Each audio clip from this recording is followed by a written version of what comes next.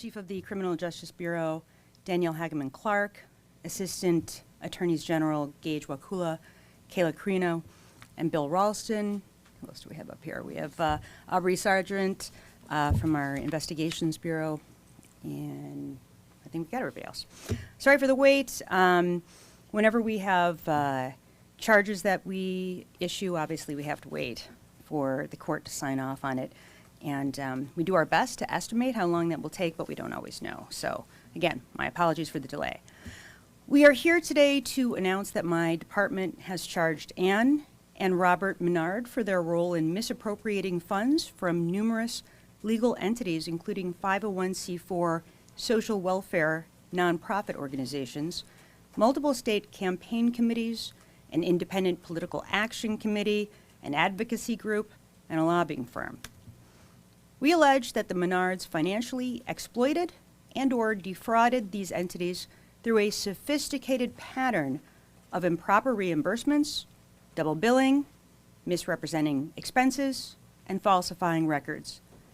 In addition, we are alleging that Ann and Rob Menard falsely reported their 2020 adjusted gross income on their Michigan state tax filings.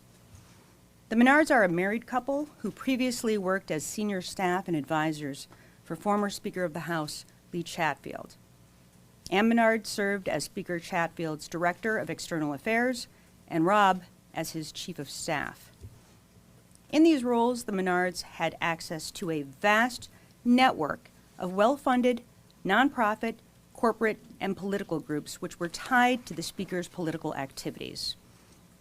The Menards concurrently owned and operated a political consulting firm named Victor Strategies while serving as state employees. This consulting firm served as a tool for the Menards to contract with many of the above-referenced entities and earn fees while consulting, fundraising, and coordinating campaign activities on behalf of then Speaker Chatfield. The Menards held leadership roles in both the House of Representatives and their independent consulting firm. They are Lansing power brokers who choose their clients and undertakings and who boast tremendous access in the realms of government and campaign politics and have the ability to sway public policy, political strategy, and have demonstrated high aptitudes for campaign fundraising. And the evidence uncovered to date supports allegations that the Menards use these professional contractual relationships to financially enrich themselves in a way not permissible within the law. And we allege today that the Menards wrongfully embezzled, misappropriated, or wrongfully obtained a sum of at least $525,000 just from the years 2018 to 2020. And this is important to note because at the same time, between the work that they did, the taxpayer-funded jobs that they held, and Victor Strategies, the other work that they were doing, legally had made approximately $1.5 million during that time period. But this is an additional $525,000 that we allege was not obtained legally. So consequently, Ann and Rob Menard have each been charged as follows. One count of conducting a criminal enterprise, a 20-year felony. One count of conspiracy to conduct a criminal enterprise, a 20-year felony. 3 counts of false pretenses, 1,000 or more but less than 20,000, 5-year felonies. 1 count of false pretenses, 20,000 or more, less than $50,000, a 15-year felony. 1 count of embezzlement, $100,000 or more, a 20-year felony, and 1 count of filing a false tax return, which is a 5-year felony. In addition, Ann Menard has been charged individually with 2 counts of embezzlement, 1,000 or more but less than 20,000 from a nonprofit or charitable organization, a 10-year felony, and 2 counts of false pretenses, 1,000 or more but less than 20,000 each, 5-year felonies. Rob Menard has also been charged individually with an additional count of false pretenses, 1,000 or more but less than 20,000, a 5-year felony.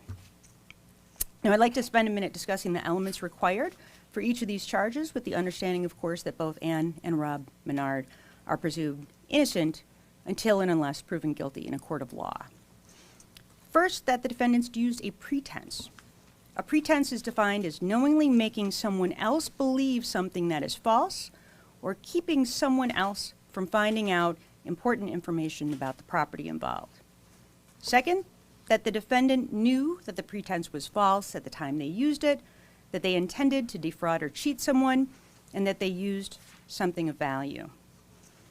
We must also prove that the money or property belonged to the nonprofit organizations, that the defendant had a relationship of trust with the nonprofit due to their role on the board or campaign, and that they obtained possession or control of the money or property because of that relationship. And finally, that the defendants converted the money or property to their own use and did so with the intent to defraud or cheat the nonprofit of property. Do we have an arraignment date yet? Okay. This is in the 54B District Court. My understanding this has been authorized by Judge Molly Hennessy Greenwalt, and hopefully we'll have that information shortly as to any potential arraignment dates. Now, these charges come on the heels of a nearly 2-year-long investigation that began with criminal referral from the Michigan State Police regarding allegations made against the Menards' former employer, former Speaker of the House, Lee Chatfield. Now, although the initial referral did not pertain to the Menards specifically, as the investigative team continued to uncover and review evidence, it became very apparent that they were intimately involved in a massive amount of financial misappropriation. However, I want to be clear, this investigation remains ongoing, and the Department of Attorney General has not finalized charging decisions in all aspects of the investigation, and that includes our review of any conduct involving former Speaker Chatfield. Now, I understand that I've expressed both publicly and directly to some of you in this very room our intention and our ambition to have this investigation concluded by the end of this year. This case, as you know, is one of many public integrity investigations that my department has been handling, and I believe it's inherent to the public good to set some sort of expectations on when a conclusion can be anticipated. But unfortunately, due to the voluminous amounts of evidence discovered that included millions of documents, emails, records, pieces of data, and procedural rules on gathering the massive number of documents we've received, the investigation cannot conclude by year's end as it pertains to all the individuals involved. I don't like to fall short of any public declarations of intent, but we do have a responsibility to conduct the very best investigation we can for the people of this state, and that investigation must continue. The evidence demands it. And while we're nearing an endpoint, to provide the people a thorough, comprehensive investigation and a sound prosecution, more work must be done, and so it will be. The Michigan State Police initial referral to my department was in 2022. It was complex, wide-reaching, and involved many players and a variety of offenses. And as simple as the allegations might sometimes appear in media reporting, the investigation really has been very far from simple. And today, these charges against these two individuals, now defendants in state prosecution, represent not where we've ended, but where we began. Now I'd like to turn briefly to discuss the substance of the charges against Ann and Rob Menard. Now, as noted, there are numerous legal entities involved, and those include the following. The 501c4 nonprofits were the Peninsula Fund, Make Michigan First, and Protecting Michigan Future Fund. Also involved the following campaign committees: Julie Alexander for State Rep, and Friends of Jim Lilly, and also the Independent PAC Working Together for a Better Michigan. And we have charged the Menards with misappropriations from or misrepresentations made to each of these named entities. During the investigation, it became clear that there were substantial amounts of money involved with these entities that we alleged was handled improperly by the Menards.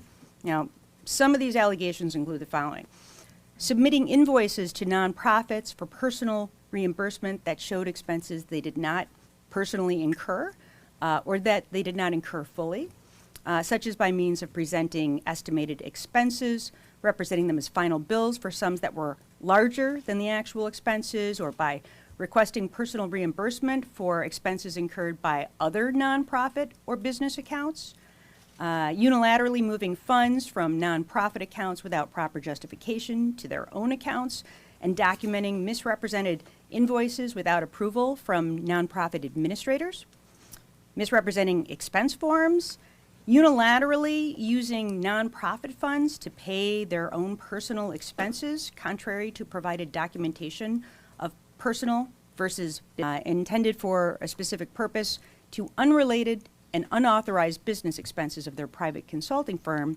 for which separate outside clients had already been paid or had already paid them, and otherwise misappropriating money in their legal possession and then converting that to their own personal use. The terms embezzlement and false pretenses are simple enough to understand. It's taking what is not yours and misrepresenting facts to wrongfully obtain that which is not yours. But the methods financial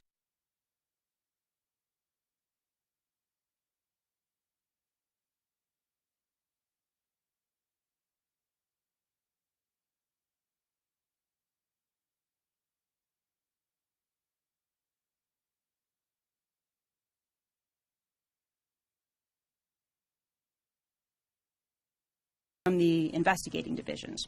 Now, the taint team has received potentially privileged documents uncovered throughout the investigation and reviewed them to determine whether or not they're subject to attorney-client privilege. The taint team procedure ensures that the attorney-client privilege of anyone subject to our investigation is preserved, while still allowing our investigators to review documents that are not subject to privilege. And that review process is not complete, and I anticipate our investigators will receive thousands of more documents before all is said and done here. And with that, I really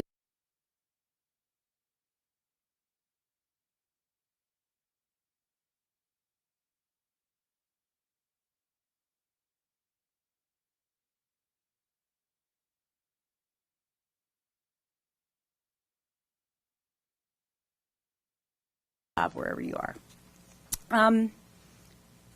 So one striking conclusion.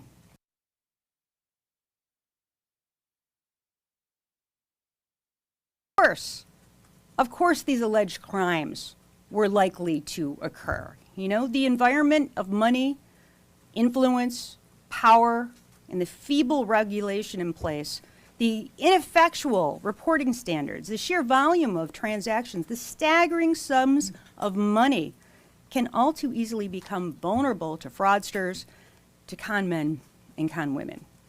And today, we're alleging that that is exactly what the Menards did. Political fundraising and spending by those who follow and flout the rules alike has for far